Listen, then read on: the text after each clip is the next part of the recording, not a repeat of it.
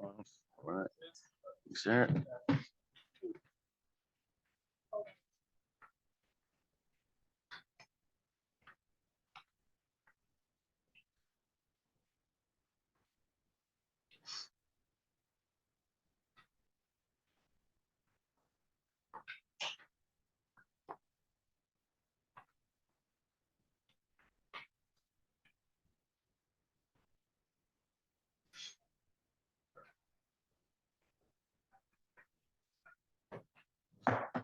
Call to order this District of Clearwater a regular council meeting for Tuesday, October 4th, 2022 at 2 p.m.-ish. I'd like to begin by acknowledging that we are fortunate to be gathered together today on the unceded territory of the Símpcwemc people who have been caretakers of this land since time immemorial. Are there any late items to add to the agenda? Seeing, oh, you have one? For in camera, closed under section 91G, litigation or potential litigation affecting the municipality. So that's on your very last page, 25.1, that would be added to, and then to the in-camera. Nothing else. Can I get a motion to adopt the agenda with late item? Thank you. Seconder? I'll second that. Seconded by Councillor McKenzie. All those in favor, and that passes. Thank you. Adoption of the minutes. Any errors or omissions? Seeing none. Mover and a seconder, if you wouldn't mind. So moved. So moved by Councillor McKenzie, seconded by Councillor Herring. All those in favor. Thank you. Moving on to item 6.1, development variance permit number DVP 21-3.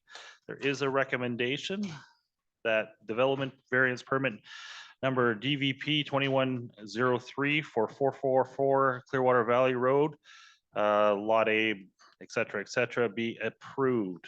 What is the desire of council? Do you need a minute to look at that one? This is the subdivision variance for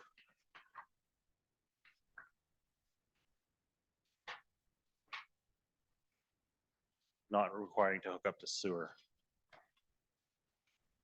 Okay.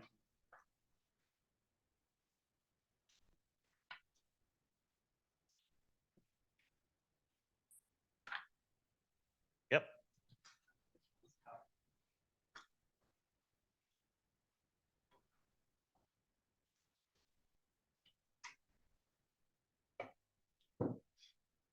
Yeah, I think we do need to review our OCP and talk about some of those potential developments before we can proceed on any work in support of this, you know, in terms of bringing the pipeline across the road. So I think this is one of those ones where we have to do it and realize that it's not meant to set a precedent here. We're just looking at the circumstance we're in at the moment. That's my take. Yeah, thank you for that, Councillor Herring. I would agree with that. Any other further thoughts on that? Pretty much all in agreement on that. So what is the wish of council? Somebody wish to move their recommendation? I'd be willing to move that. Moved by Councillor Taylor, seconded by Councillor Herring. All those in favor? And that passes. No unfinished business, no public or statutory hearings, no presentations. We do have 2 delegations today. Rotary Club, come on down or come on up.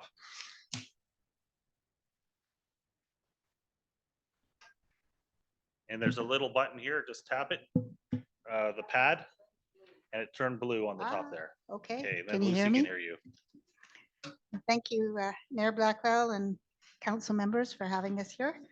I assume you all read the letter, and what I'm hoping to achieve today is that we get a letter of continued support for us carrying forward with this pavilion, but also a commitment from the district for 2 action items, and that would be clearing the area initially for the pavilion and getting the building permit. There's been one site visit and maybe a second one where it was looked at in an area that seemed most suitable for a structure like this was found. And so in order for us to proceed with our funding request through the Rotary District Grant Program, we need a letter showing how we're working in relationship with the district and the ongoing commitment that they actually want the pavilion. So is there any questions? Any questions for Abby? I think there was some discussion before the meeting, but go ahead, Councilor McKenzie, if you want to start. Yeah. Mike, Shelley, you go first. Get it caught up. and use your mics because Lucy's online. That one there. I love the look. I think it's going to be a great addition, and of course, always a big fan of Rotary. And I'm just confirming that it is just going to be a gazebo, and there's no permanent picnic table or anything underneath.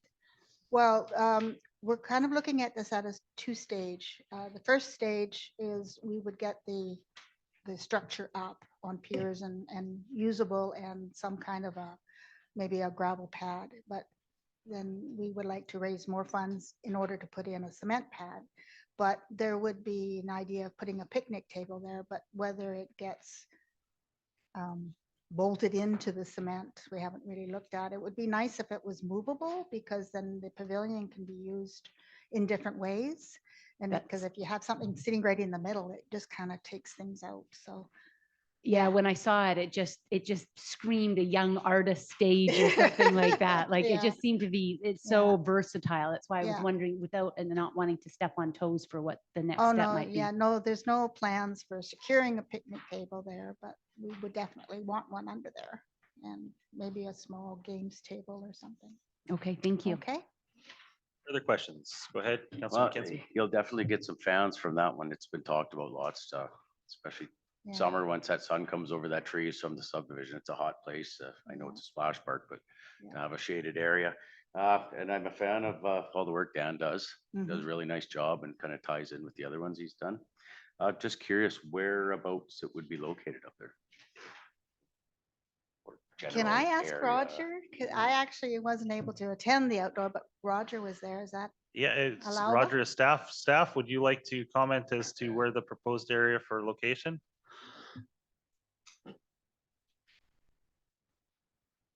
When you're on the road, facing the washrooms, it would be to the right in the trees. Okay. And we would clear an area there, that way we don't impact the existing irrigation or the lawn areas. Towards Sunderman's type in that. Yes. Yeah, okay. Yes. Perfect. Thanks, Roger. Thank you. I think it had the very minimal tree in the way. It was mostly brush. Okay. Thank you. Any further questions? Do we need a motion for this? Yeah. Yeah, letter support on the points, and then obviously there's gonna have to be discussion with staff as to how the clearing is done, et cetera, et cetera. So. Yeah, moved by Councillor Banford for letter support, seconded by Councillor McKenzie. All those in favor? Cool, thank you. Thank you very much. Thank you for having a short presentation. We appreciate it today. Thank you. Not to give that to the next presenters, but anyways, Wells Great Oral History Project, come on up.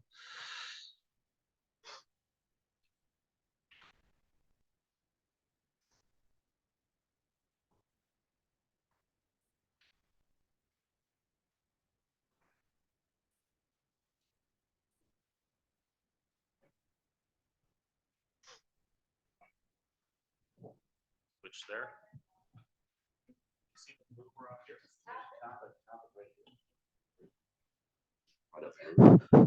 Okay, I do need to make a comment though, before I start my presentation. It's very hard to hear back there, even with the mics. I just want you to be aware of that. Good afternoon, Your Worship and members of council. As you know, my name is Sandra Holmes and I'm presenting this oral history project on behalf of the Wells Gray Country Oral History and Film Project Committee. I believe you all have had a detailed outline of the project, maybe in your package or maybe it came late. put in our package. Thank you. Yeah, thank you. The Oral History and Film Project was first proposed to Wells Grey Country Senior Society pre-COVID. With all the restrictions the pandemic forced on our community, the project was shelved until this past year. A committee of interested Wells Grey Country Senior Society members formed. Keith McNeil, Phil Hadford, Bonnie Harms, John Downey, Ken Matheson, and myself met to discuss the parameters of the project. It was determined that the Info Wells Grey Society would be a more appropriate society to be the conduit for accepting grant money. When approached, Info Wells Grey Society welcomed the project with open arms. After many meetings, the committee proposed a course of action. The project is broken into 2 distinct sections with a proposed budget for each. The first section of the project will involve filming a series of 30 to 40 interviews of people who can tell the stories of the early history of the Valley. The second part of the project is to create a film showing the points in Valley history where major cultural shifts took place that created the unique character of the Valley as we know it today. This is a unique project and will exist for posterity. This being said, there is an urgency to doing the work of the first section of the project due to the fragility of many of the folks who must be interviewed. A fluid list of interviewees is being compiled. People are being contacted and informed of the project, and interview dates are being made. The first interview, which I had the privilege of sitting in on, was with our former Mayor, John Harwood, and it is now complete and available for viewing. Ken Matheson has presented the Oral History Project to the Wells Grey Country Senior Society, and he's also spoken at length on the CBC radio about the proposal. Keith wrote a very fine article, very clear outlining the project in the September 29th Times. And the concept through that and through other presentations has been well received by every single person we've talked to about it. Now that the committee is confident of the viability and public support of this project, we need to get down to the nitty-gritty of sourcing funds to ensure, oops, just a minute, one more page, oh, half a page, to ensure the best product is possible. The best product possible is produced. Funding support has been indicated from several sources, and grant applications to other sources are being prepared. Our intent with presenting this project to Council today is twofold. Firstly, the committee is asking for a letter of support for the Oral History and Film Project from the Council to strengthen our funding applications. Secondly, the committee is asking for a grant in aid of $1,000 or more to facilitate the interviewing of important former community members who no longer live here and who contributed significantly to the historic community development. Currently, some of the team will be traveling to Smithers to interview Herb Green, who was very instrumental in work in the park. Soon interviews are with former Sikh community members now living in the Lower Mainland will be arranged. So please watch for updates on this vital project as they begin appearing on the Info Wells Grey website. And thank you for considering granting funds of support to this project. There are 4 members of our committee here, and I'm sure if you have questions to ask, any one of us would be pleased to answer them. Thank you.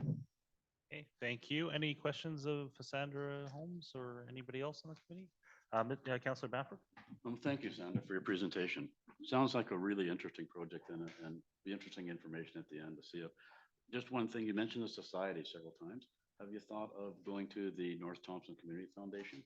If you have a nonprofit society, it's another possible funding source, and I know it would fit their parameters. So, yes, thank you very much. That they are on our list, and like I say, with a letter of support, we certainly will have our funding sources strengthened. Thank you. Yes. Further questions? Seeing none? Are we sure? Okay. Yeah, no, it looks like a great project. I think I've seen a little bit of the preview of John Harwood's clip, and it seems very interesting. We can do letter of support, but we don't do motions on funding at the same meeting. We take that back to staff for consideration as to where that would come from. But does anyone want to do a motion for a letter of support at this? Okay. Moved by Councillor Frizzle, seconded by Councillor Herring. All those in favor? And that passes. And thank you. We'll take it under advisement and bring it back to the next meeting. Thank you very much. I appreciate your support. Thank you. Moving on to Mayor's report. Lots going on. Obviously, all candidates forum last night, and I'm going to leave it at there because we have a long meeting today. Moving on to council reports. Councillor Bamford, you're up first. Thank you, Mayor Blackwell. Yep, I attended the All Candidates meeting, obviously, and the Truth and Reconciliation Day, which was really well attended, and it was a bunch of great speakers. It was really a good day. Yeah, second on that. Councillor Frizzle. Thank you. I also attended the Truth and Reconciliation. It was very uplifting. It was very hard on your heart, but it was at the same time, it was very uplifting. I also attended a meeting with the Economic Development Officer to work on a plan for the age-friendly grant we got to do a Saturday bus for the winter market and other Saturday events that'll be happening over the next year. So I'm quite excited about that project. I think it'll be quite a good thing to have for seniors and others with mobility issues. I also attended the Raise a Reader spelling bee, which was a lot of fun. It was really nice to have the bee and have people there attending, and there was lots of energy, and it was just a really fun evening. And oh yeah, I wanted to let everybody know Sit and Be Fit with Sabine is back. It started yesterday. First time in a couple of years that Sabine's been here. And on Friday, we're going to be going back into, I'm going to call it Techie Seniors because I have to find a new name. But the students are going to be coming to help the seniors with their technological issues on Friday here in the Senior Center. And that's the first time in a long, long time. So that's it. Excellent. Thank you. Councillor Herring. Yeah, went to the candidate forum last night. Other than that, it's been a quiet couple weeks. Thank you. Councillor McKenzie. Thank you, Mayor Blackwell. Quite a couple weeks, but did attend the All Candidates Forum last night. It's nice to see it was more respectful than originally anticipated from everyone, and well attended. Yeah, agreed. I think that was probably the best turnout we've had for anything in quite a long time. So moving on to Councillor Sim. Thanks very much. Truth and Reconciliation was just superbly done, and a lot of really good feedback from citizens. They appreciated the sit down and the opportunity to learn alongside community. So that was just an exceptional opportunity. Pickleball was held over the past couple of weeks for our healthcare workers, which was great. Boys soccer is back at CSS. They're playing their nemesis, St. Anne's, today at 4 p.m. So I'll speak quickly. I wanted to also report I went to a primary care joint services collaborative meeting yesterday in Kamloops. I share this because our area is going through a primary care network planning. And so our envelope for potential new services or healthcare were in the first steps. So it's actually a good news story. It's a complicated story, so we don't have time for it, but we can go on. I was interested in Business Week and if the DOC will be assisting with a pub night or anything. That was brought up last night at the forum. Perhaps we could get a response from that by email afterwards. Yep, sure. Which would be great. Also just wanted to share that SD 73 has got a financial assistance. So just sharing that amongst the community. September is a very expensive month for a lot of parents. And this is a one-time funding. People just have to apply. The link is on the website and you're just reimbursed. And that's retroactive to September, to the start of school. And that's an important measure for a lot of parents and just people who are looking to maybe stretch their dollars a little bit further. And also just in response to the forum last night, changes in the wind. And I'm just wondering if maybe we could get an update from the CAO, not today again, but in the future, about how the new council is going to form. Will we be bringing in somebody to help do some work? And if so, do we need to set aside any budget from council or anything? So just share that for the next meeting. Thank you. Thank you. All those notes are getting scribbled. Moving on to Councillor Taylor online. Lucy, come on down. Hello. Yeah, apologies I can't be there with you. I couldn't quite get there for the 2 o'clock, so it was easier to dial in. So I attended, I went and had fun at the board game night, Valley Pride's first board game night. Hopefully that will become a regular. Thank you to Councillor Herring for giving William a lesson in chess at board game night. Appreciate that. I think he learned a few things. Also went to the Truth and Reconciliation event. Such a great event, always put on so well. Everything that Cindy Wogosh organizes always runs so smoothly. I didn't attend the candidates forum in person, but I did join from Facebook, watch that live stream. So thank you to the Chamber, not only for hosting it, but also for making it so accessible for people who couldn't attend in person. And I guess congratulations to Clearwater Youth Soccer Association. They wrapped up their fall soccer, so they are well and truly done for the season. And now it's on to hockey. So we had hockey days, ice hockey days last weekend, having some visiting teams come and warm up the ice for us and get the kids going with the beginning of the season. So hopefully that will become an annual event. Fingers crossed. That's my report. Thank you. I pity your gas tank budget anyways. That's excellent news to hear that we're back into hockey season. That makes everybody here around excited. Thank you. No committee of the whole minutes, committee of the whole reports. Councillor Taylor, you're still up with government operations. So our next meeting is October 18th. Thank you. Community and economic development infrastructure, Councillor Bamford. Our next meeting is November the 1st. Thank you. Yep. I'm wondering if at that meeting, if it is appropriate to ask for some sort of a roads update. The mayor did an excellent job explaining some of our infrastructure, and roads seems to be just the talk of the town, and just where we are with that. Yeah. Staff will take notes We'll on probably that. take notes on that and Yeah. get an update. Possible, yep. Thank you. You're up next, Councillor Sim, on Parks and Rec, and there's a recommendation there. Parks, Rec, and Social Development. Recommendation that council enter a committee of the whole meeting of the Parks, Recreation, and Social Development Standing Committee. First item, pages 44 to 46 in your agenda, celebrating, moving, yeah, move. Great. Any questions? Favor? Great. So first item, as I said, page 44 to 46, celebrating community volunteers and supporters.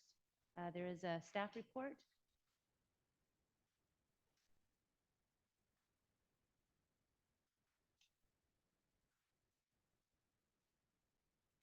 Do have one question. Are we doing this in any way with in partnership with the Chamber of Commerce? Because I did get pushback from one member of the Chamber of Commerce on this, just to let you know.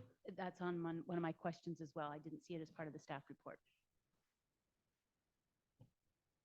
Okay, thank you, Mayor and Council. Thank you for the heads up on that question.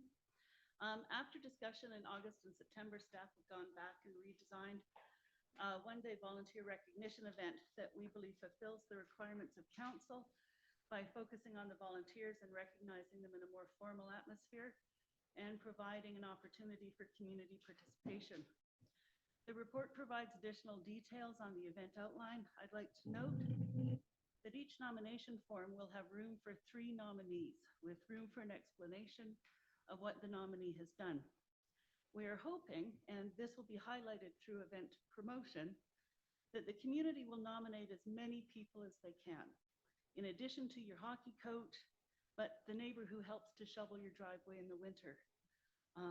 There are so many sort of hidden angels in addition to the more public volunteers, that we really hope that we have a number of nominations so that we can recognize what a great community that Clearwater really is. As noted in the report, some of the recognition, all the volunteers will be recognized on a page in the newspaper and at a public brunch. The volume and type of nominees will also help to inform the larger volunteer recognition policy that will be coming forward at a later time. And in answer to the question, no, we haven't approached the chamber just yet. I have talked with them early on, but they don't right now have staff capacity. And so when we approached them a while ago after they had lost their executive director, they weren't in a position to help with anything. We have in the past done other events and projects with them, and we look forward to doing that again in the future. But when we started planning on this, they weren't in a position to. Thank you. I did note that the chamber has an ad out for an administrative assistant position right now as well. Are there further questions? I think it's mine. Oh, sorry.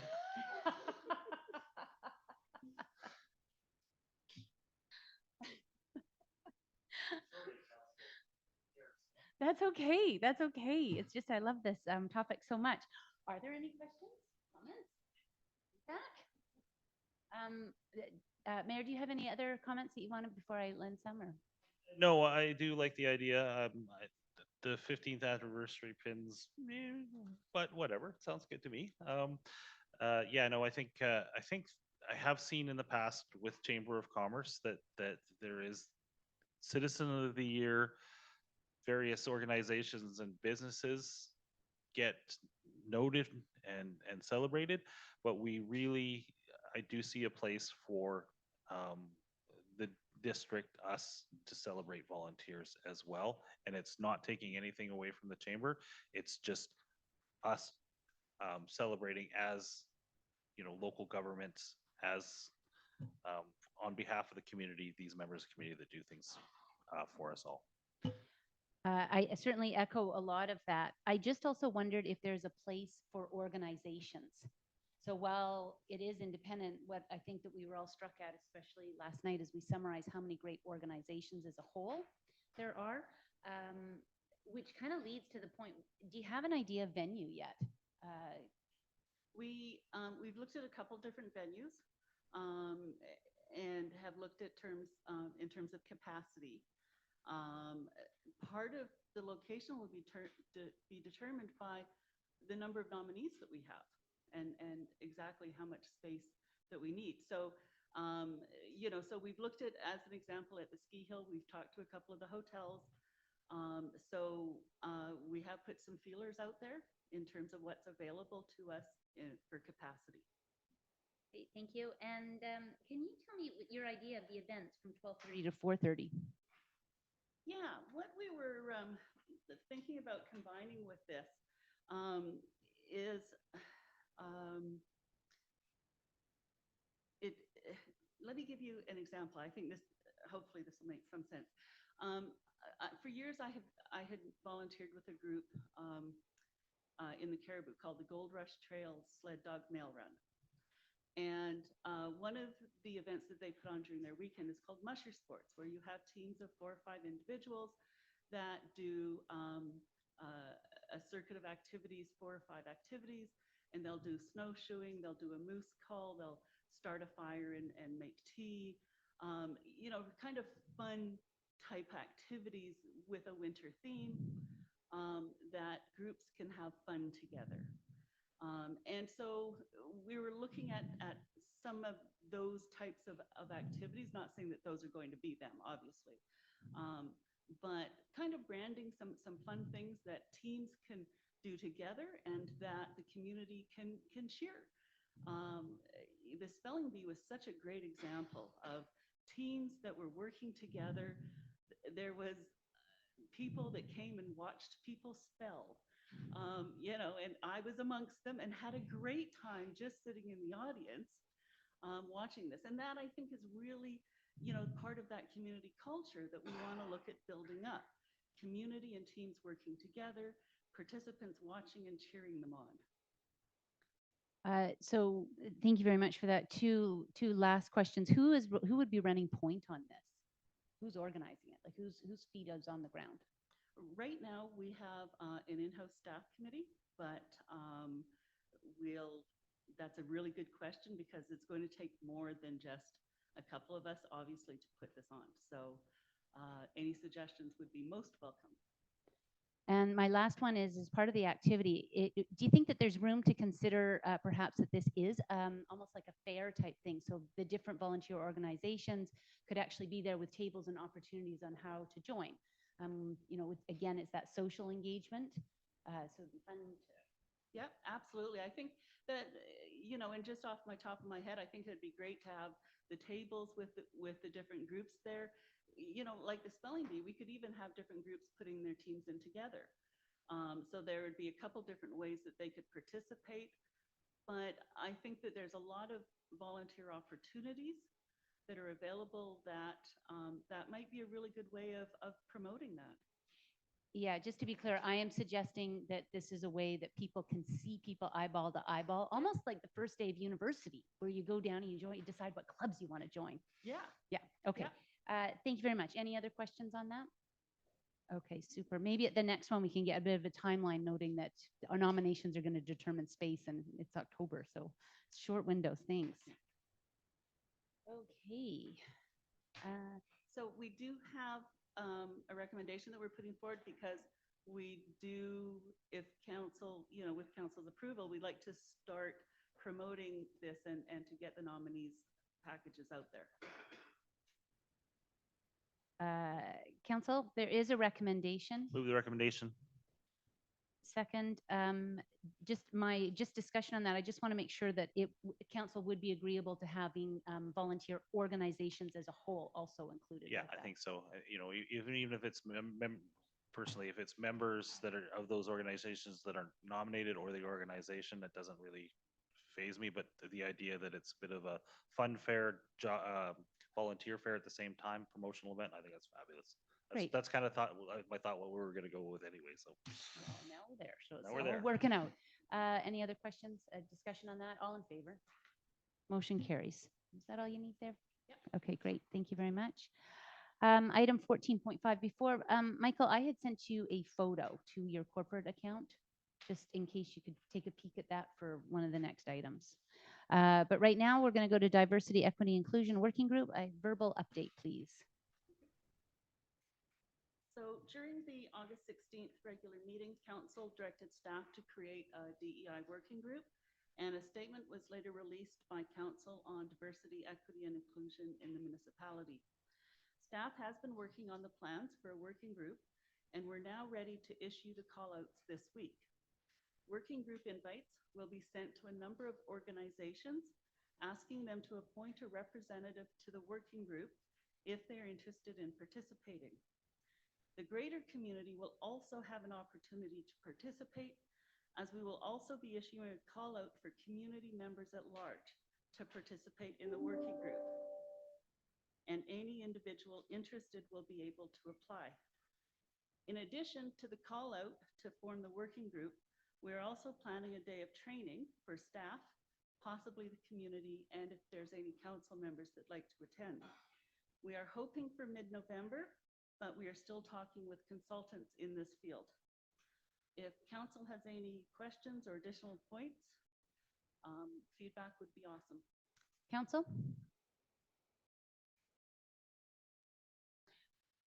I just have one question, which is, when it's a call out, is it actually to join the committee, or is it an information session so people could make that decision?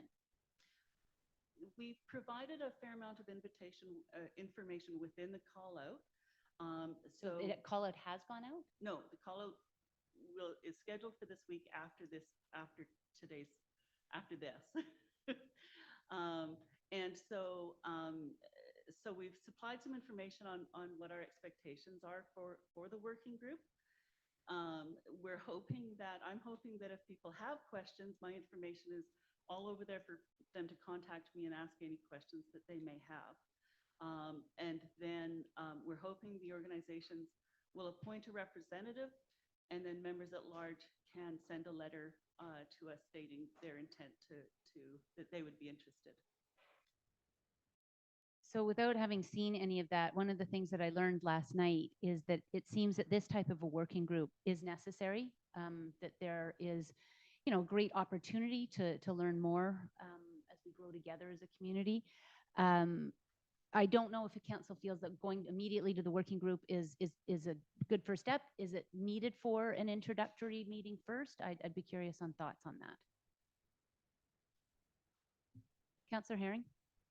I'm kind of in favor of moving straight to the working group.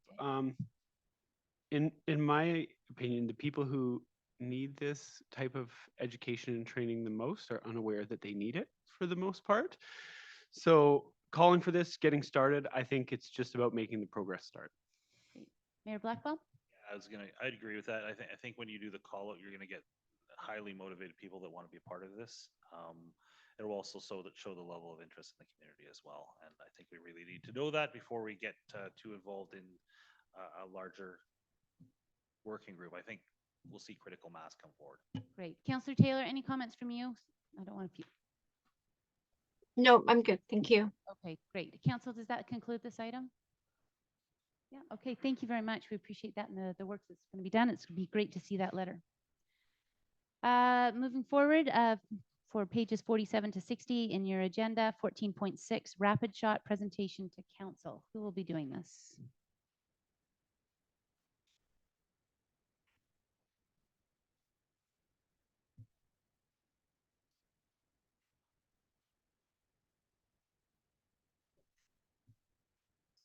Sorry, is there a question?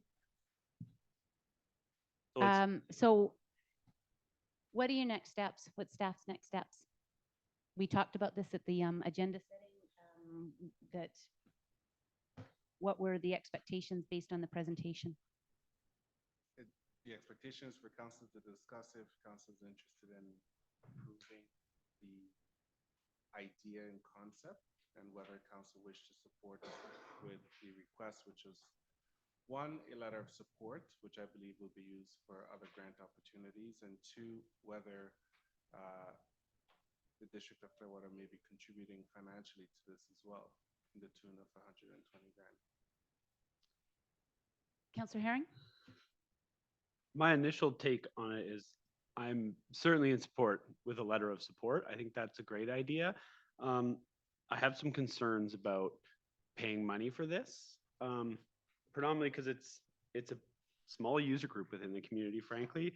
And then the secondary part of that is that in this document, they talk about them having control of the profit from this. So if this organization intends to profit from it, I'm not really comfortable with giving municipal funds for essentially a business to operate.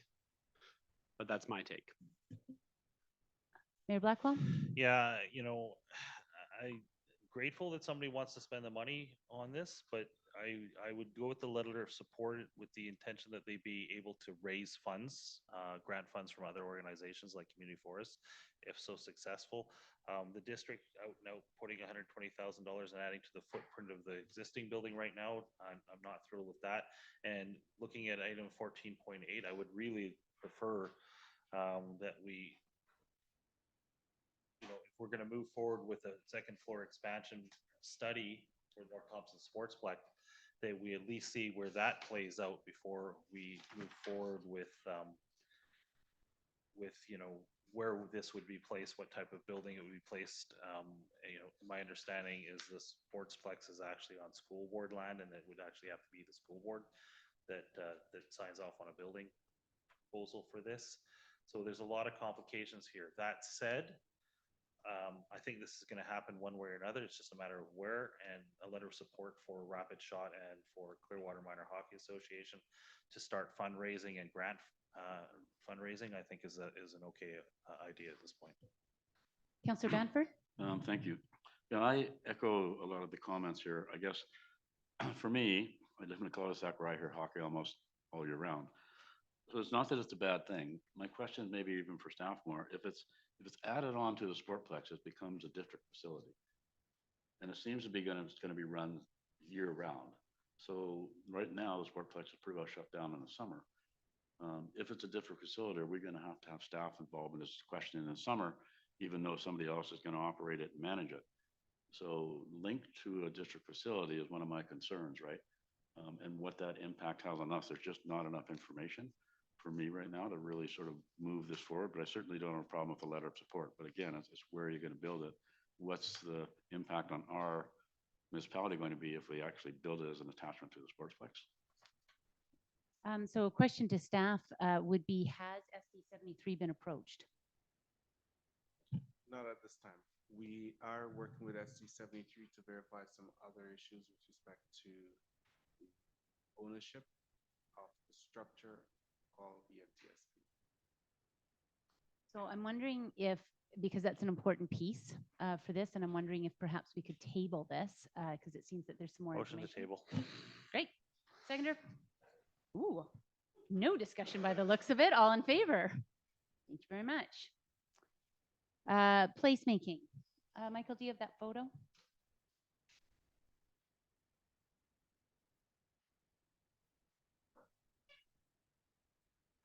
Does staff want to speak to this first or no? I just noticed you've taken the chair.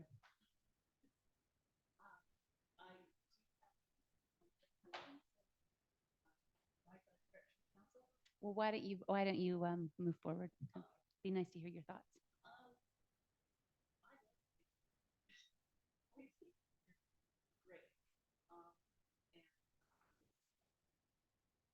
But at the heart, placemaking is it's a set of tools and it's an approach that puts the community at the center of changes that happen within the community. Our economic development strategy shows placemaking in a practical way. And although it doesn't perhaps call it placemaking, when you look at the form and function, that is exactly what it is. Placemaking is also part of what's referred to asset-based development, which is asset mapping. An example of asset mapping is the volunteer nomination form that we just talked about. The results from those, the nominees that we put forward, the explanations of what to do with the forms of the volunteer assets. That's the type of thing. Look at the staff talks about wayfinding and science as part of asset development. It talks about the commercial core development. In market development, there are references to place market. Sector development talks about indoor marketing, development, and tourism product development. These are all examples of placemaking. So I think that placemaking is important and it needs to be part of our strategy going forward. But I do feel that it is something that has already been built into some of the strategies and functions that we're currently doing. And we may want to, when we have those opportunities that we're working on projects more reflective of placemaking strategies, that we can call it that. But community in subject are an example of placemaking. So there is a lot of things that are happening and done better. We do more of it. And I'd love to look at those opportunities. At this point in time, council, any questions? Just a comment. I do really like the idea of, even things like this, that we maybe do open up the ability for community art and things like that to add to the placemaking, mural spaces and things like that, with an expectation of maintenance as well from the people that want to do them. One that came to mind because it was pointed out to me was the back of the Dutch Lake Beach change rooms, just a blank wall. But yeah, I think it's all part of a larger strategy, and I thank you for that excellent description of ABCD. I love that. That's fabulous. And I think this is something that we should definitely work on moving forward. Yeah, completely. Any other comments from council? Just to clarify, so why this photo is up here is it's an example of placemaking. It is a feature in downtown Charlottetown. It's ways that we can look at our spaces to reinvigorate them and reimagine them. So for right now, we've got fantastic active transportations and they're trails. But how can we reimagine them so they become destinations unto themselves? And what can we do with them? It's the same thing with the splash park. Could we reinvigorate that for the month of August that it becomes, young artists place? So how do we take our existing assets, love the ABCD, and have the community own them for their sense of vision? And I would love to see this activated through the economic development plans. We've already got them, and how do we bring those to light, especially with our trails and the tourism strategies and more. So this was a great information item. Thank you very much, and I think that we'll look forward to hearing more about it and maybe some concrete examples of how we can activate it and get that community involvement. Thank you. North Thompson Sportsplex, second floor expansion. We have a verbal update. Following from the August 16th meeting, or the last time staff presented the recent financial performance of the district of Clearwater, second floor expansion project will not be moving forward for this fiscal year for capacity reasons primarily. We also understand that the $10,000 budgeted may not be adequate for a fulsome study, and so we will certainly bring back this in the next budget cycle for 23. One of the things that staff will be looking for clarification from council on is what new feature, and this could probably take place in a workshop or and include community consultation and engagement, but what sort of spaces would council like to see explored for expansion purposes of the second floor, and what sort of activities council may be interested in hosting up there? Because each of those may have a different engineering requirement. Councillor Herring? Yeah, I really like that idea of community consultation on that, especially it being a community space that already exists. And I think there's a lot of different community groups that might have ideas on how we can use that space. And I personally still think there's an unmet need for fitness equipment and workout space, but I don't think my idea is the only one there. I think we can go out to the public and see what they've got in mind. Anybody else? I just have a question.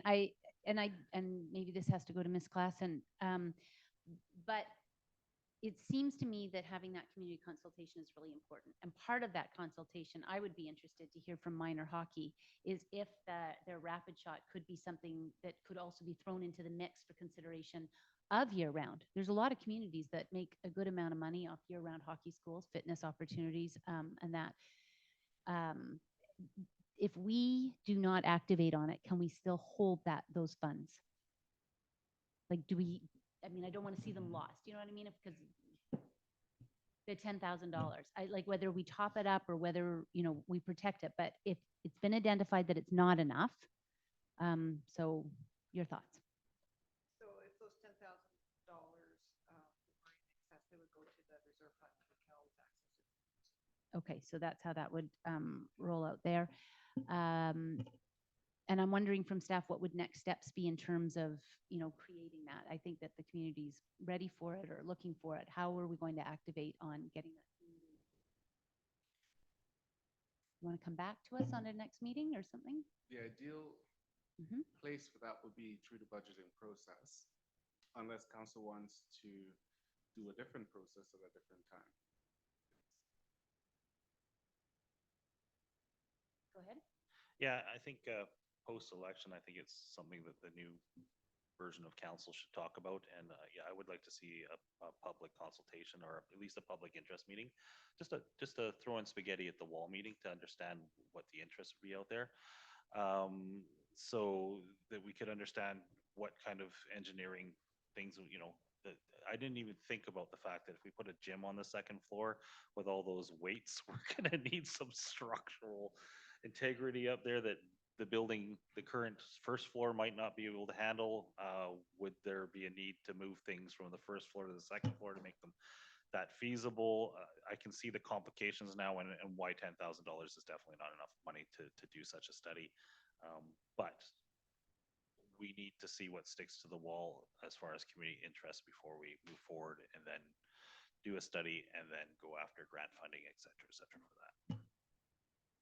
Right. So if I'm hearing it, there certainly is the need for an interest, which I think having the interest gauges the budget requirements or expectations to do that. So keeping it in the pocket there. And maybe it also ties into the concept of the placemaking. It would be a great conversation to hear from community about how they would like to reimagine spaces. Councillor Herring? Yeah, I think timing wise, pushing it to the 2023 year makes a lot of sense because it gives the new council time to get in, get their feet under them, because there is that initial period of introduce yourself to the TNRD, all that stuff the first couple weeks. And then we're going to be going into holidays. And then by the time we're looking at this again, I think it's totally reasonable to say next budget year. And I think we can also kind of assume that the community is going to want to be consulted on a lot of other things. And so it might be good for the new council to go out and run a more robust community consultation about a few different programs at once, similar to what we did last term. I think just getting that, you know, compass from the community for the start of the next council's term makes a lot of sense. Great. Thank you very much for the input. And the final one is, has the TNRD been consulted on any opportunities like this? Noting that we've got some 40% funding from them. I'm seeing the TNRD director in the audience indicating somehow that no, but this is, as of today, this is the first time it's really come to our agenda. 100%, and it goes with the consultation of SD 73, TNRD, all of it. Just that we're talking to our partners. Mystery. Anyways. Okay, that's great. Thank you very much for that. There is a recommendation that council rise from committee of the whole. Second, great, all in favor. Thank you. Thank you, Chair Sim. No standing committee reports, select committee reports, Trails Task Force, Councillor Taylor. The next meeting is October 11th. Community Economic Development Task Force, Chair Councillor Frizzle. Nothing at this time. Cemetery Advisory Committee, Councillor Bamford. Our next meeting is October the 11th. Thank you. Tourism Wells Gray, Councillor Sim. Councillor Frizzle attended this meeting. I did get the minutes today, and they're going to go through some changes in their organization. Their executive director that they've hired is going to leave for a time period starting in February. But it looks like they've attached some funding to hire the tourism manager throughout the winter. I just wondered if you could sort of elaborate on what more that role might be taking, because somebody from the information center has never been hired during the winter months. And I wondered in a finite scenario with money, is that what's the plan? And I can't really answer that because I had to leave the meeting way before they got that Oh. far. Sorry. I think part of it is just to do the planning for the next year and get things moving a little faster so more people are coming in, getting more of the European trade. I think that's what they're working on. I can't 100% answer that question. I do know that Parks has put $4,000 on top of what they normally that's do great news. towards the Visitor Information Center improvements. So that was a good thing. And they're working on the road up to the Trophy Mountains, and they're working on the parking lot there too. So that's good.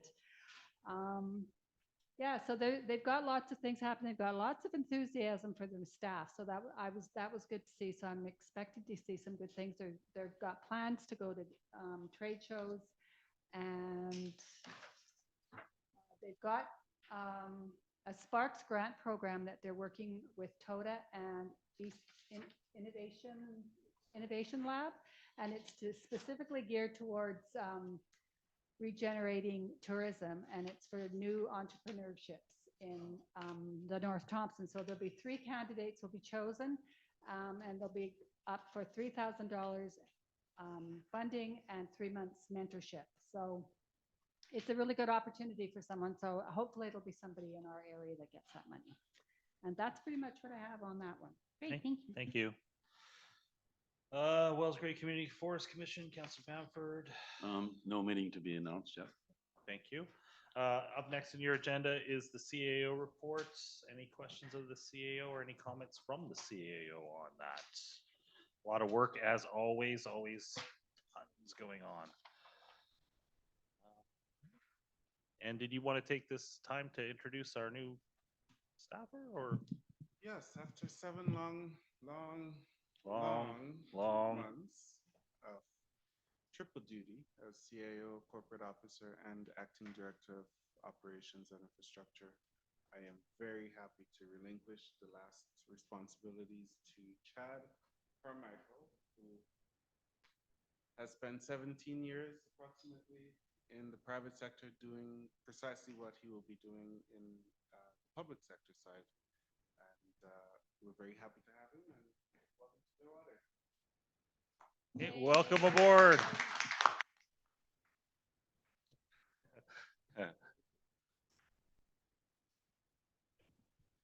Hey, come on up and tell us a little bit about yourself.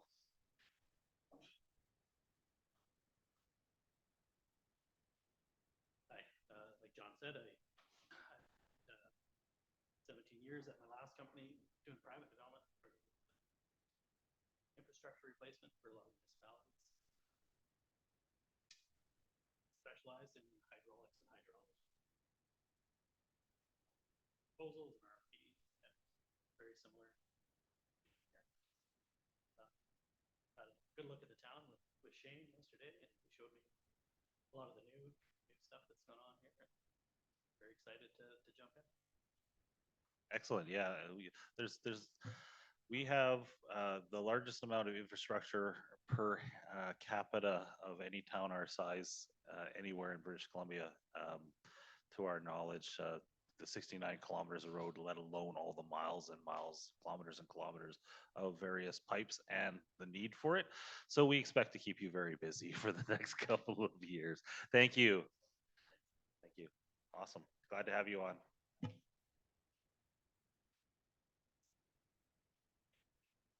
Moving on to item 18.2, the annual water report is there. Verbal update from the CAO. Yes, the annual water report, as you may notice in the new procedure bylaw, is a requirement for the annual municipal report on a go-forward basis. The annual water report is a requirement by the various acts governing public water drinking system in BC. We have been working in conjunction with the district's water officer, water compliance officer with Interior Health. The report has been submitted and has been accepted, and we are going to continuously attempt to make improvements on a go-forward basis. And we have also streamlined our internal processes to ensure that these reports are more timely and submitted accordingly to the regulatory compliance agency. Questions for Mr. Thomas on that? Having dealt with this, I'm very happy to hear that working hard with Interior Health on compliance issues and resolving anything there, because as we used to call Interior Health, we called them the water Borg. If you get the Star Trek reference, comply or you will be assimilated. So there is very little room for flexibility there, and the punishment is often harsh if you are not on board with them. Nothing a for question. question?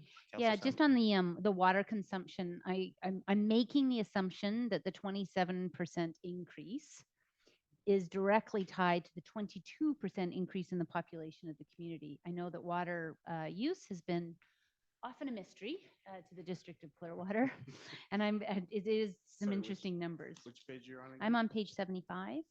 Is that 22% increase to the community related to the pipeline?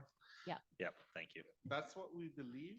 We have a lot of work to do in separating out the different users for the resources that the district provides. Interestingly enough, one of the observations of Chad within half an hour of starting on day one was reading this report and catching the reported numbers for water consumption for Clearwater, which is, Hi. how do I put this delicately? No. An outlier. Yeah. Yikes. Okay. So I just want to make sure that we're still tracking for being an outlier because that has been a long story with that. We love to overachieve on water. Yeah. Thank you. Thank you. The next one is 18.3 is the flood mitigation grant application. Glad to see this one coming forward, especially with climate change adaptation needs that we're going to have for the near future, and I'm seeing what other communities have been through. So are there any questions on this before the recommendation goes through? Sorry, Yep, I do. Councillor Sim. Yeah, I just, so the recommendation is supports the proposed project list in this grant application, but the grant still is being submitted. Is that right?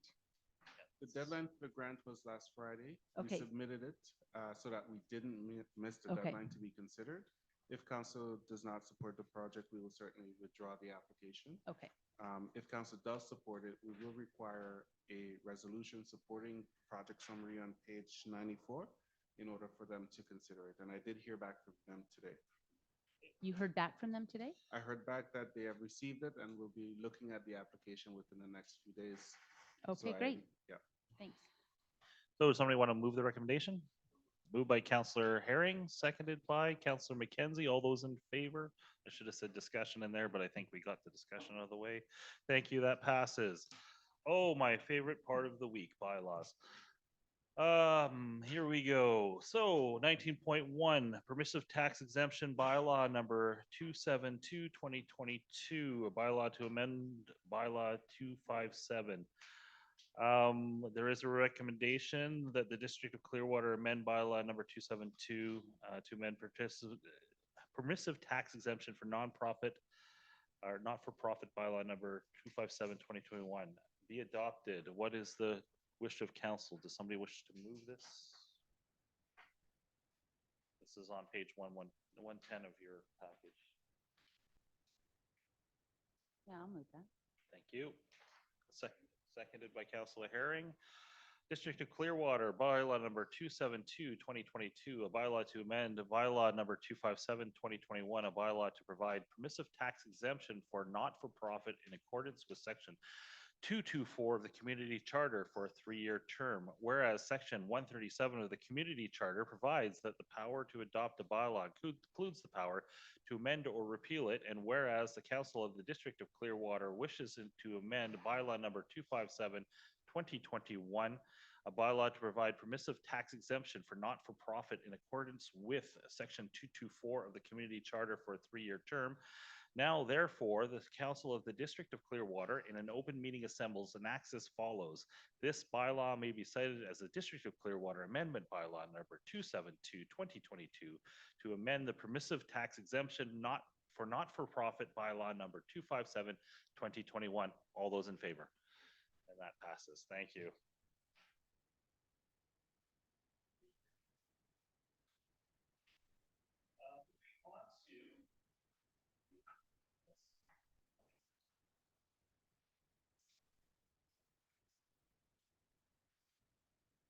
Are there any questions of staff on this, the inter-community business license bylaw? Sorry, Lucy, I didn't have my mic on. Number 267. Councilor Bradford, go ahead. Thank you, Mayor Blackwell. I guess my first question is, right now, by my understanding, our business licenses are different depending on the type of business that it is, with a range of maybe from $100 to $1,000 or whatever.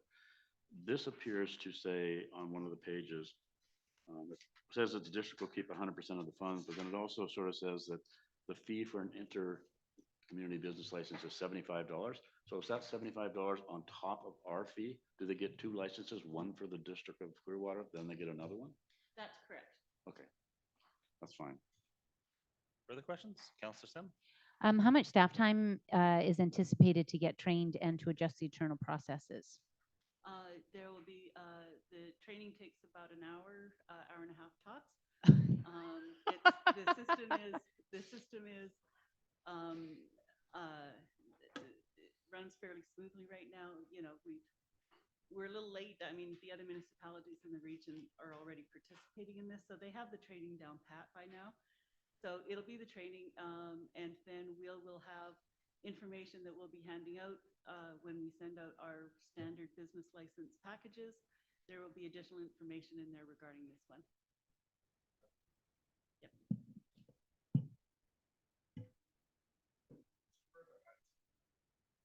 To further add to the question of preparation, it's not just one employee that needs to be trained up. It's the admin assistant, everyone who works at the front desk. We need to make sure the invoices, processes are set up with finance department to be able to issue those properly, and to be able to ensure that everyone understands all the various steps of the new bylaw itself and what it means or doesn't mean in relation to our other business license bylaw. So I think it's more involved than just an hour. Thank you. Further questions, Councillor Herring?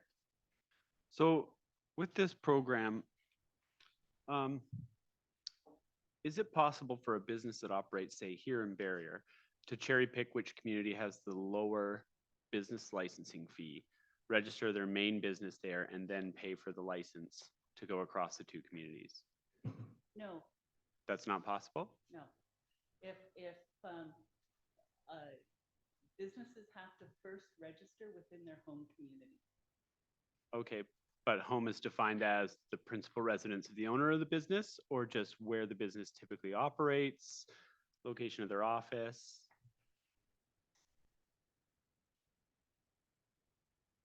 Yeah, which one? Sorry, good question, and I believe that that's answered within the bylaw itself. So if we look at, Declaring the mailing address and contact information. It's on page 119, it looks like. The application, maybe?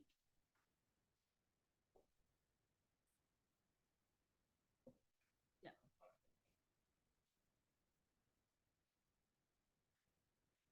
5.1B in the report. Sorry, Mike wasn't on.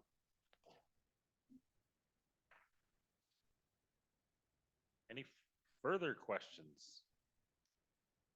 Seeing none, somebody wish to move recommendation 1 that it be read for the first time. Moved by Councillor Frizzle, seconded by Councillor McKenzie. District of Clearwater, whereas council may, pursuant to section 8.6 of the community charter, regulate in relation to business, and whereas pursuant to section 14 of the community charter, 2 or more municipalities may, by bylaw adopted by the council of each participating government, establish an intercommunity scheme in relation to one or more matters, and whereas pursuant to section 15.1 of the community charter, council may provide terms and conditions that may be imposed for obtaining, continuing to hold, or renewing a license, permit, or approval, and specific the natures of the terms and conditions and who may impose them. Wow, that's a hard sentence. Now, therefore, the Council of the District of Clearwater in open meeting assembles and acts as follows. This bylaw may be cited as the Intercommunity Business License Bylaw number 2022, or sorry, bylaw number 2022, number 267. All those in favor? Okay. And then there is recommendation, second recommendation that be read for second and a third time. So moved by Councillor Bafford, seconded by Councillor Frizzle.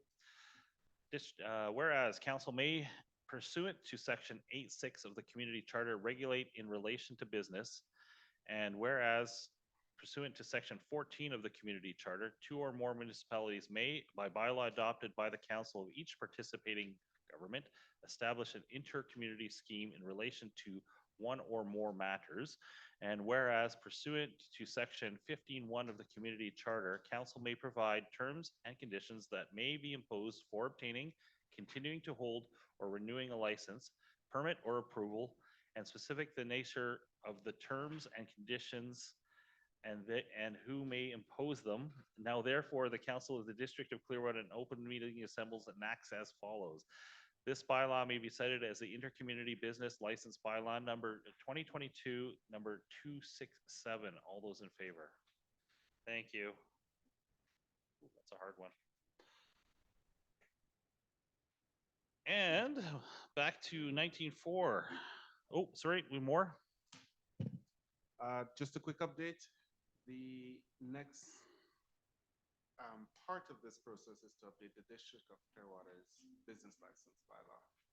Okay. This was a requirement to do the intercommunity one first because it has bearing and impact on the local district bylaw. Thank you.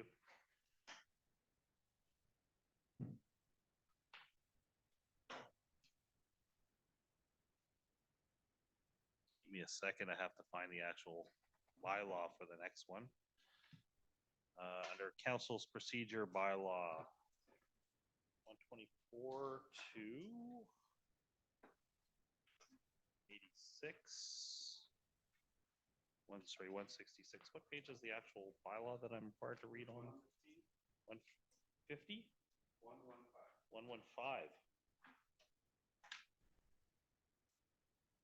Doesn't make sense.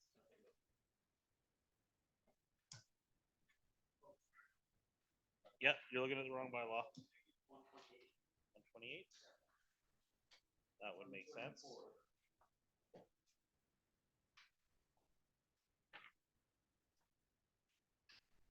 Starts at 124, but the actual one that I read out loud is 128. Oh, that's a nice short one. We like that one. Thank you. Okay, on page 128, we've been through this a couple of times before, but this is your council procedure bylaw. Are there any questions of staff before we begin?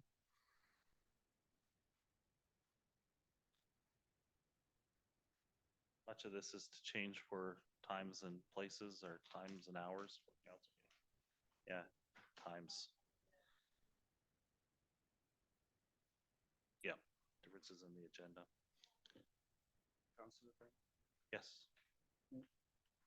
The last time this was brought to the committee of the whole, there was a motion to bring it forward with no changes.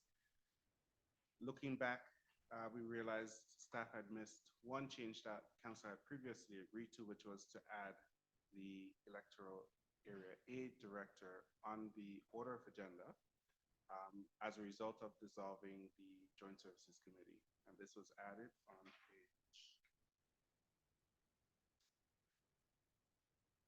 page 144. At the top.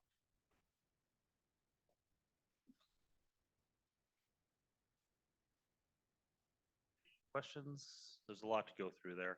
We will be hopefully doing introduced and second and third reading, but it will come back again, of course. So, yeah. Go ahead, I Councilor just Frizzle. have the one question on the public question and comment period. It's been moved right up to the top. That's correct. And that was done to ensure that the discussion from the public occurs before the actual discussion of council, because council may want to factor in some of the points heard on a matter before rather than after. Thank you. Further thoughts? Okay. Somebody want to move recommendation 1? Is that the District of Clearwater Council Procedure Bylaw number 268 be introduced and read for a first time. Moved by Councilor Frizzle, seconded by Councilor McKenzie. There's no bylaw number on this. 68. I just have XXX 2022. 268 2022. Bylaw 268 2022, a bylaw to establish the general procedures to be followed by council committees established by council in conducting their business, whereas under section 124 of the community charter, council must by bylaw establish the general procedures to be followed by council and council committees in conducting their business. Now, therefore, the council of the District of Clearwater in open meeting assembles and acts as follows. This bylaw may be cited as council procedure bylaw number 268. All those in favor? Now on to the matter of being read for a second and third time. Any further discussion? You kind of look like you want to, Councillor Sim. A little bit. I'm just trying to think because Good.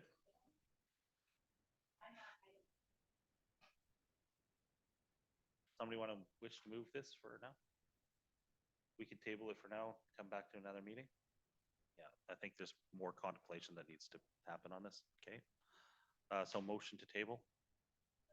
Thank you. Back to the next council meeting so that you have time to absorb. Yeah. Fair enough, Councillor Taylor. The discussion is about the placement of public comments.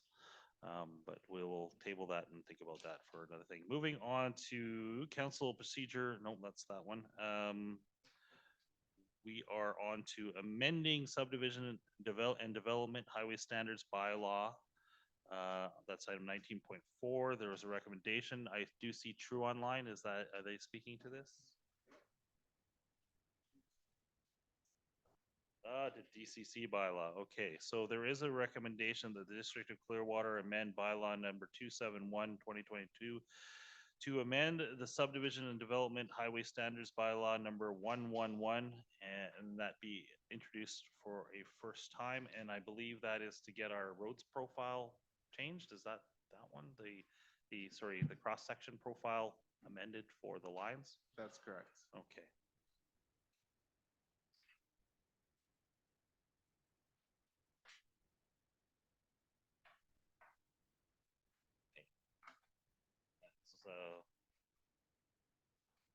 Going too fast. Okay. Any questions of staff on this one? This is basically just housekeeping.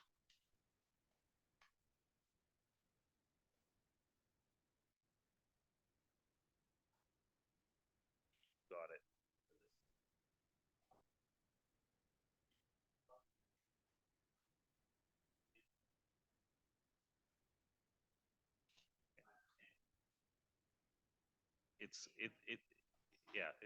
This is making this kosher.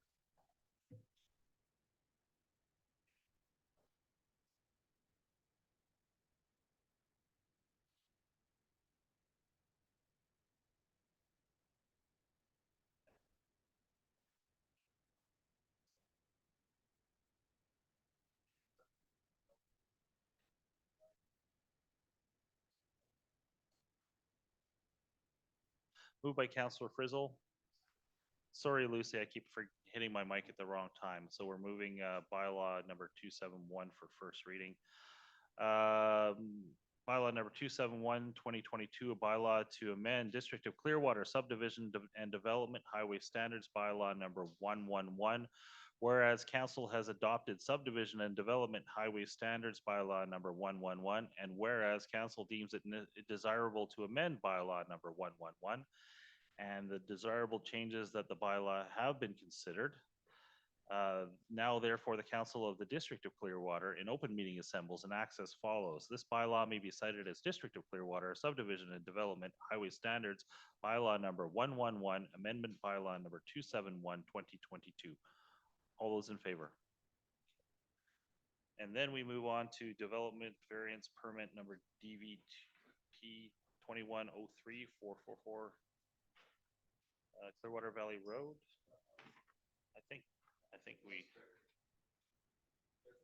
Oh, sorry, I'm moving. I'm the wrong place right now. Yep. I just lost page 5, so I'm gone blonde here. Or that's paper on my desk. Can I borrow your page 5, Bill? Thank you. Oh, there it is. Never mind.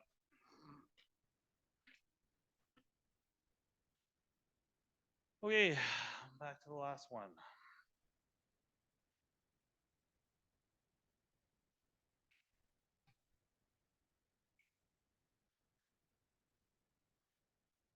Nope. Pass it to me. Thank you. So that is the District of Clearwater amend bylaw number 271, 2022 to amend subdivision and development highway standards bylaw number 111 be read for a second and third time. Is there a mover and a seconder on that?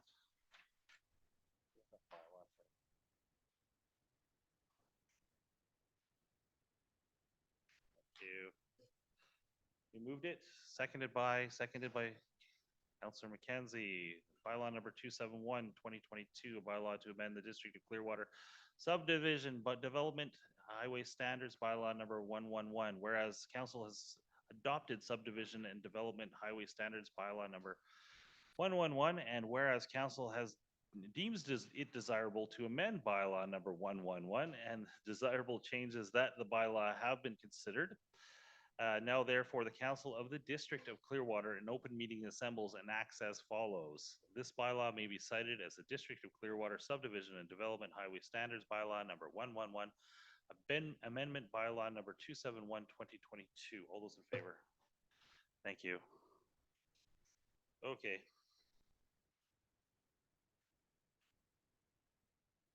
Moving on to 19.5, premises tax exemption bylaw number 273, 2022. Page 177 on your reports is the actual bylaw. Any questions of staff on this? Comments? Councillor Herring? Mike? In terms of the community charter as it stands around this, are we required to have an exemption for faith groups?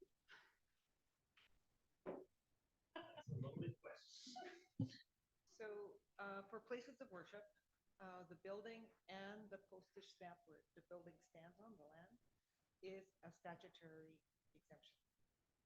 So what we are asking for today in this bylaw usually is the parking lot, or it is landscaping of some sort, or that kind of thing. And no, you're not required to. That's why it's permissive. It's totally up to the council.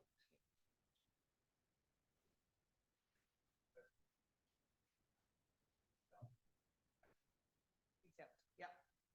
Yes. Thank you. Further questions or comments? Okay. What is the desire of council? There is recommendation that it be read for the first time. So moved, seconded by Councillor Bamford. Further discussion? If not, District of Clearwater bylaw number 273, 2022. Permissive tax exemption for places of worship, a bylaw to provide for a tax exemption in accordance with section 224 of the community charter for a 5-year term. And whereas section 224 2F of the community charter provides for the exemption in any area of land surrounding an exempted building of worship or any church hall considered by council to be necessary to the exempted building and the land on which the church hall stands. Now therefore, Council of the District of Clearwater in open meeting assembles and acts as follows. This bylaw may be cited as the District of Clearwater permissive tax exemption for places of worship, bylaw number 273, 2022. All those in favor? Okay. Any opposed? Would you like that noted? Thank you. Councillor Herring would like that noted. And then it comes to reading it for a second and third time. What is the desire of council? Mover and seconder? Moved by Councillor Bamford, seconded by Councillor Frizzle. District of Clearwater bylaw number 273, 2022, permissive tax exemption for places of worship, a bylaw to provide for tax exemption in accordance with section 224 of the community charter for a 5-year term. And whereas section 224 2F of the community charter provides for the exemption of any area of land surrounding an exempted building of worship or any church hall considered by the council to be necessary to the exempted building and the land on which the church hall stands. Now therefore, the council of the District of Clearwater in an open meeting assembled and acts as follows. This bylaw may be cited as the District of Clearwater permissive tax exemption for places of worship, bylaw number 273, 2022. All those in favor? Okay. And opposed? Noted. Thank you, Councillor Herring. I understand that up north, this has actually happened in Northwest Territories, or where this has changed, and there was a lot of discussion about it. So if you'd like to, I think there's a lot of news articles on that if you'd like to do some reading. Thank you. Mr. Thomas? I just wanted to share with council with respect to item 19.2, council procedure bylaw. Until a new bylaw is adopted with the change in meeting times, the meeting for council is going to continue to start at 2 p.m. Just wanted to flag that, and our ability to achieve that in time for the transition will not happen unless there's a special council meeting. Okay, thank you. Councillor Sim. I think on that, that one of the comments, and I think Councillor Taylor, did you want to speak to this? Because you had actually voted in favor, noting that you wanted it to the, you wanted the next council to be able to speak to it, but we've provided a doorway of opportunity. Yeah, I think one of the reasons for trying to get ahead of it was to see if we could actually encourage more people to run. Without having put this in place, we still encourage plenty of people to run. So I think we're good. I do think it needs to be something that is very openly discussed for new council when they come in, if we don't get it done ahead of time. Because at that point, I think the right thing to do is what's right for the new council as well as the community. You know, it came up again yesterday, so it's still a hot topic. But as long as we, you know, can commit that it's an open conversation and that it won't be kind of pushed aside and just kind of let's wait and see, but we'll actually address it early in the new council's term. So I just want to confirm that we do not have to pass this. We can actually leave this open until the next council and after inauguration, understanding that we would still be meeting at 2 o'clock until then. Yes. Okay, so I think I'm good with that. Thank you. The caution is the public notice that we are required to give indicated that council was going to take a specific action, which has now stopped. So any revisiting of this item will require, in my opinion, basically starting from the ground again, with providing public notice and that sort of stuff. So I'm just flagging. I don't understand what that means. So changes to the procedure bylaw, council is required, the District of Clearwater was required to provide a notice that itemized all the changes that were going to take place and when those provisions were going to be considered. So what I'm saying is the next term of council will have to start that public notice period.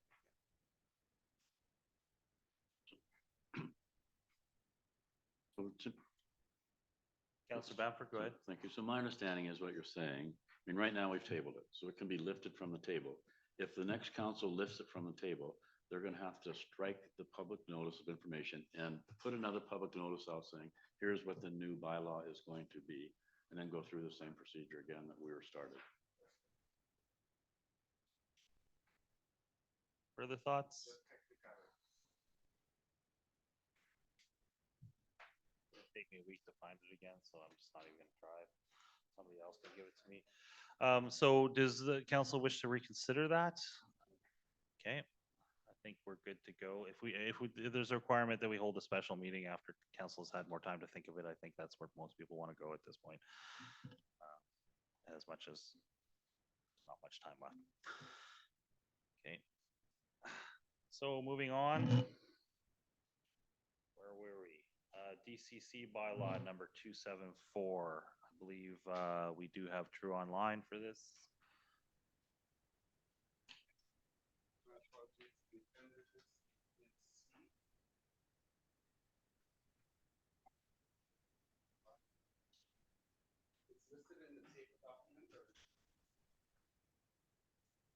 Okay, thank you.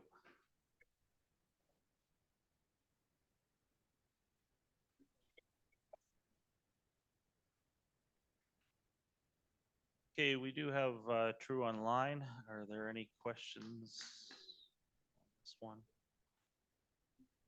Comments? A lot.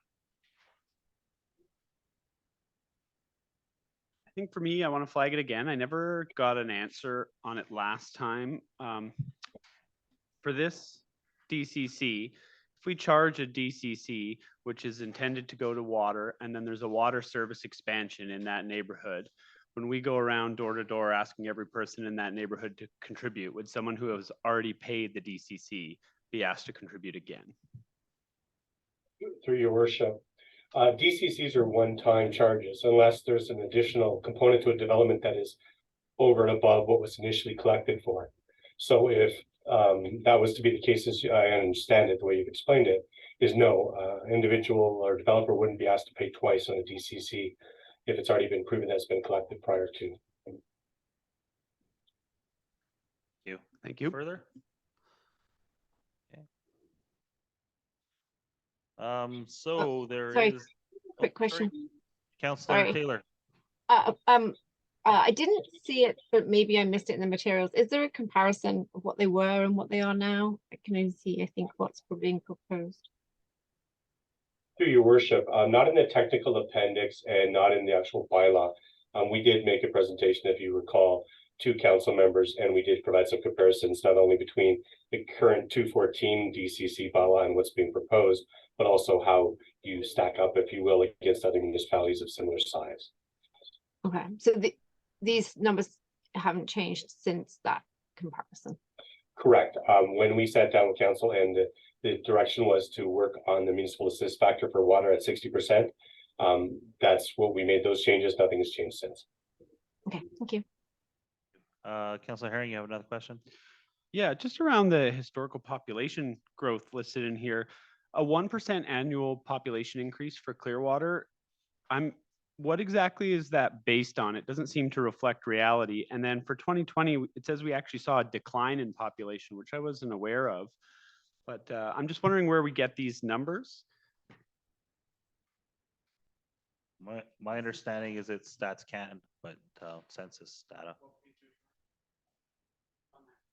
Okay, thanks.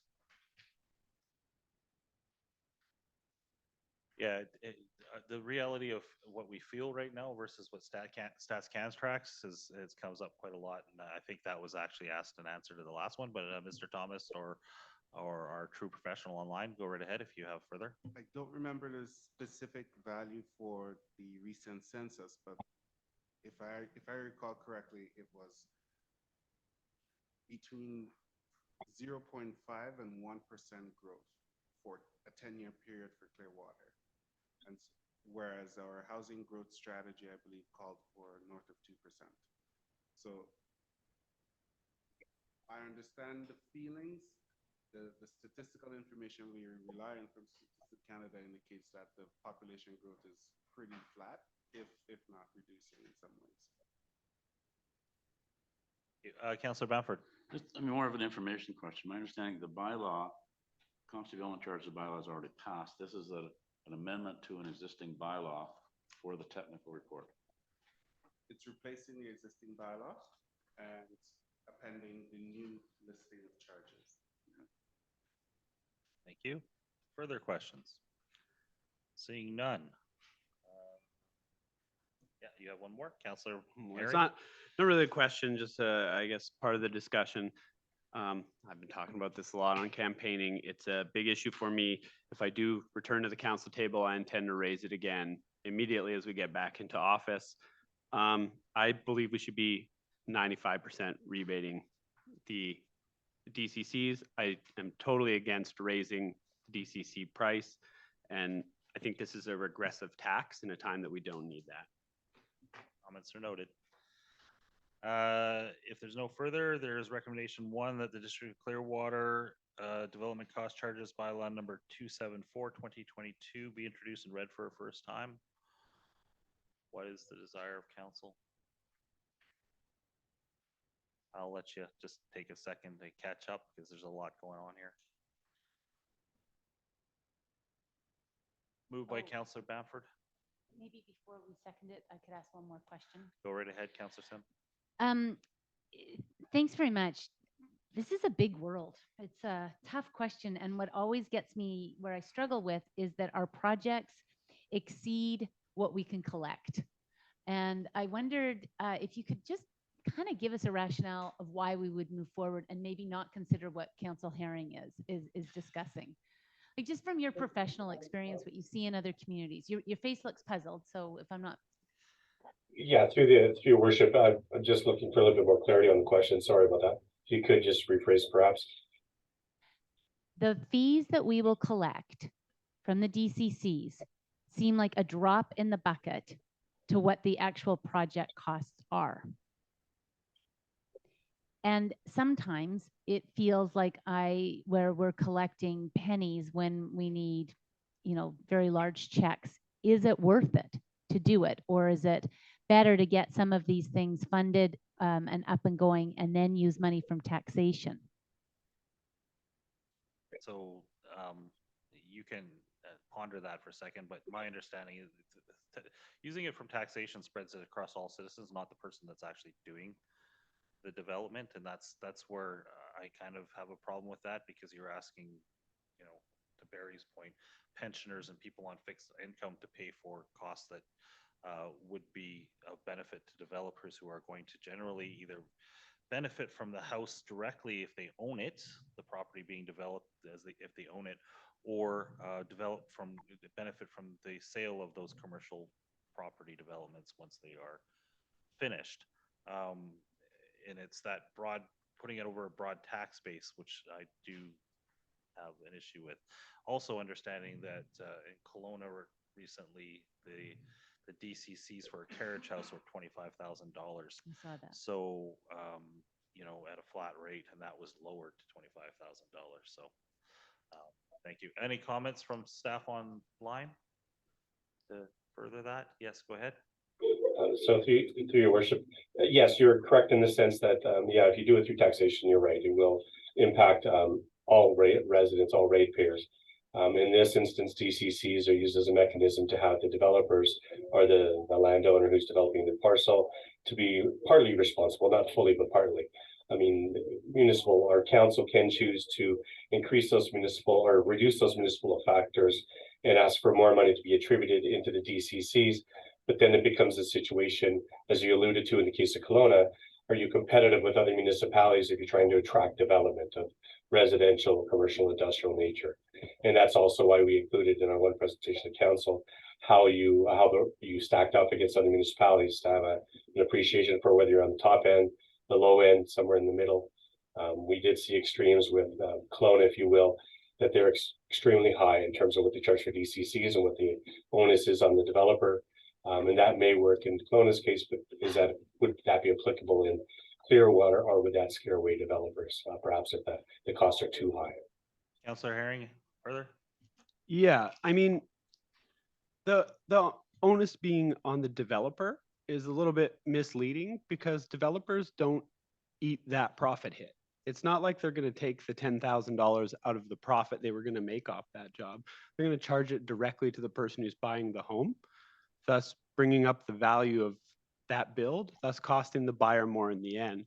So putting this responsibility on the taxpayer, in my mind, although that sounds like, why should everyone pay for more houses here? Well, because that's increasing density, it's increasing our tax base, it's providing a space for people who want to work in the hospital, it's providing a space for people who need to staff our Tim Hortons.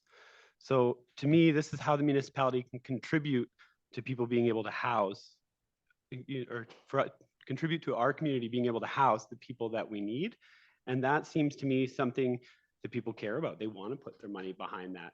And I think asking just the developer to take this on, all that does is pass it on to the buyer and increase the cost of the home and the build. $11,000 is the fee for an acreage, which in Clearwater, based on our length of pipe issues right now, how many acreage areas are we planning to expand services in?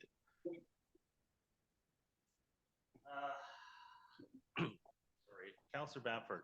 So my only thought, and I appreciate Councillor Herring's comments, but I mean, I do go back to what I said before. I struggle with saying you're going to build something and we're going to ask everybody in Clearwater to pay for it.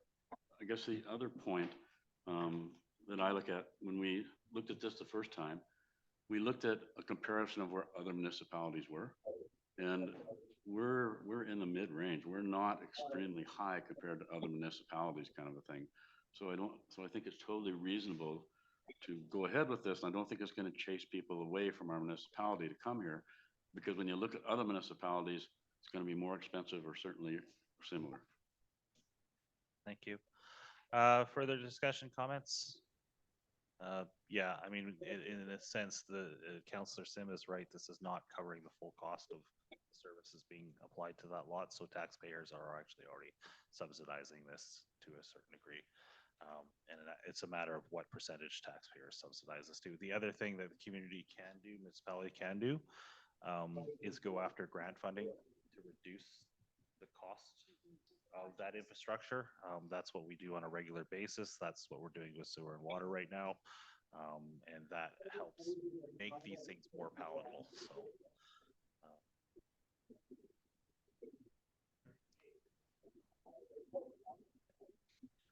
thank you. It was moved by Councillor Bamford. Seconder. I'm going to second. Thank you. Reading it for the first time. District of Clearwater, bylaw number 274, a bylaw to impose development cost charges, whereas pursuant to section 559 of the Local Government Act, RSBC 2015, chapter 1, as amended, council may by bylaw impose development cost charges under the terms and conditions of that section and by other sections of Division 19, development's cost recovery. And whereas development cost charges shall be imposed for the purpose of providing funds to assist the district in paying the capital costs of providing, constructing, altering, or expanding sewage, water, and highway facilities and improving parkland to service directly or indirectly the development for which the charges are imposed. And whereas in consideration of council, the charges imposed under this bylaw, A, are not excessive related to the capital costs prevailing standards of service in the district. B, will not deter development in the district. C, will not discourage the construction of reasonably priced housing or the provision of reasonably priced service land in the district. D, will not discourage development designed to result in a low environmental impact. And whereas in consideration of council, the charges imposed under this bylaw reflect future land use patterns and development, capital plan or capital projects consistent with the official community plan and projects included in the 5-year financial plan and the infrastructure master plan. And now therefore the municipal council of the District of Clearwater in open meeting assembles hereby enacts as follows. This bylaw may be cited for all purposes as development cost charges bylaw number 274 2022. All those in favor? No, I think we get a discussion. No, this We is the don't? discussion. Yeah. Oh, All those in favor. You can have discussion on 2 and 3 if you wish. Okay, great. Okay. All those in favor? That passes. Opposed? Do you want it noted? Thank you. Yeah. Now you have recommendations that it be read for a second and third time. Discussion. So I really appreciate the feedback. I do struggle in the fact that this is a drop in the bucket and that it is passed on. But I do take consolation in the fact that what this is it's a playbook. But what we have done in the past as a district is if projects have come up, we have been able to waive DCC costs. So it does give us an opportunity and a doorway. And I think because when people come and they look, we're not out of line and something innovative. I think that we have some possibilities. Thank you. Further discussion? Mover and a seconder on recommendation that DCC cost charges bylaw number 27422 be read for a second and third time. I need a mover and a seconder on that. Moved by Councillor Bamford, seconded by Councillor Fizzle. District of Clearwater, bylaw number 274/2022, a bylaw to impose development cost charges, whereas pursuant to section 559 of the Local Government Act, RSBC 2015, chapter 1 as amended, council may by bylaw impose development cost charges under the terms and conditions of that section and all other sections of Division 19, development costs recovery. And whereas development cost charges shall be imposed for the purpose of providing funds to assist the district in paying the capital costs of providing, constructing, altering, or expanding sewage, water, and highway facilities and improving parkland to service directly or indirectly the development for which the charges are imposed. And whereas in consideration of council, the charges imposed under this bylaw, A, are not excessive relative to the capital cost of prevailing standards of service in the district. B, will not deter development in the district.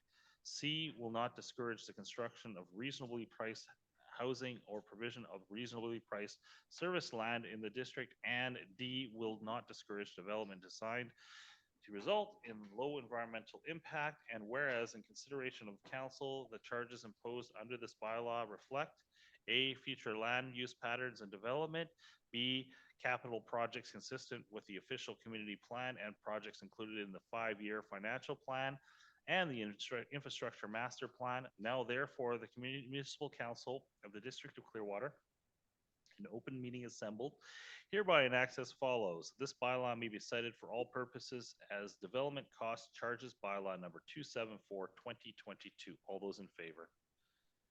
Pass, opposed, and noted. Thank you. Okay. We have made it to, there's no correspondence response required. Correspondence information items. CN Rail, Foster Family Month, and Youth Parliament. And Councillor Frizzle is having a seizure. You would like to move that be sent to the school district or to the high school? I would like that. And also just on the same note, I would really like to think about bringing the students back as junior council. Councillor Sim. Yeah, I agree about having that youth engagement. I'm not so sure about the youth council, but the youth voice and changing that format. And I Yes, think that and had been suggested. And I think the fact that what would be interesting is I don't think we ever heard from our 2 students. Did we hear from them when they talked about their experience? Yeah, I think No. I thought they came back. No? I think don't we think they heard did. from the mom of one. Oh, okay. Right. I think Noel sent a letter. Yeah, they I don't think Martha did. I think we were still under COVID restrictions at And the they time, so we'll couldn't go give and they them a had pass. to do it. But they had it- to do it online. But Yeah. if we do this next time, it would be great to have them come back and present. If we sponsor this in any way. Okay, so do we need a motion to send that off to the school district? That's just, yes, please. Thank you. I need a motion to fund the program. Okay.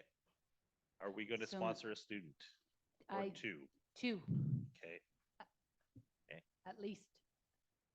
2. Yeah, 2 is standard. Yeah. Okay, seconder on that motion? Do you need a dollar figure attached to that, Mr. Thomas? I need a source of funding. Ah, contingency cool. on- Okay. on a- I and a move dollar we value. Yes. council contingency.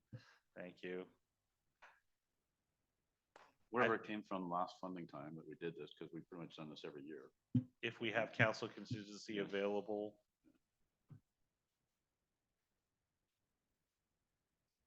Would you like a clear resolution on that?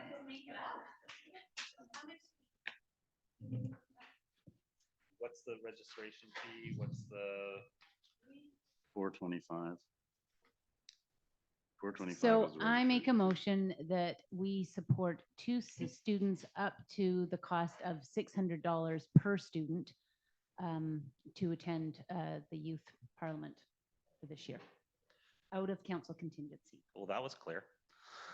Do I have a seconder to that motion? Discussion. Okay. $600 per student. Up to 2 students. Yeah. Yeah. Further discussion on that? Nothing online. All those in favor? That passes. I will mention that it ties in nicely because student council elections are happening this month too. Oh, good. Yeah, just on the note of that, I'll be going to the elementary school to talk to the grade 4-5 class tomorrow about municipal government and that I do not walk dogs, but I may do it as a favor. Anyways, Mr. Thomas. Is there a motion from council with respect to youth council? Or No. junior council? I don't think there is at this point, no.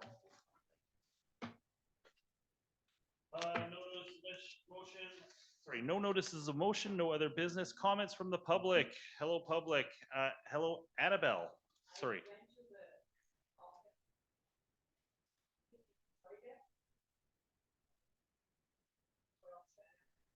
Okay, thank you. Sandra Holmes, come on up. Yeah, good job by the Chamber of Commerce on the forum last night. Very good job. I just want to say that this will probably be my last council meeting before things change, as next council meeting date, I will be in Vernon supporting a person with health issue. So I just wanted to say thank you all very much for all your hard work. I don't know how many times you get thanked, but I hope it's every single day of your life, because you are all gems. So thank you very, very much. One last comment. As I was walking home last night from the forum, which was really interesting to me, I'm walking along that absolutely wonderful path past Bilo into my subdivision, and it was pitch black. Oh my gosh, it was black. I was so glad I had my light to look into the bush. And I got home, and within 10 minutes, that lovely herd of deer with the big antlers that walked through front of my, anyways, I'm wondering about lighting through there, and I just want to put that out. I will pass that Thank on. you. I'll pass that on to staff. I believe there is lighting, but it may not be functioning right now. That we had talked about lighting, but we recognized that Mike Smith had done a report a couple of years Okay, ago we'll, on we'll, that. we'll find that and come back to you. Anything further from the public? If not, there is the need to go into in camera.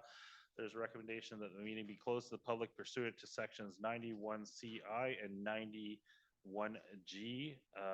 of the community charter to discuss matters related to labor relations or other employee relations and the receipt of advice that is subject to solicitor client privilege, including communications necessary for that purpose and for litigation affecting the community. Motion to go into in camera. Moved by Councillor McKenzie, seconded by Councillor Frizzle. All those in favor, and we will take a 5-minute recess or 10-minute recess. See you back at 4.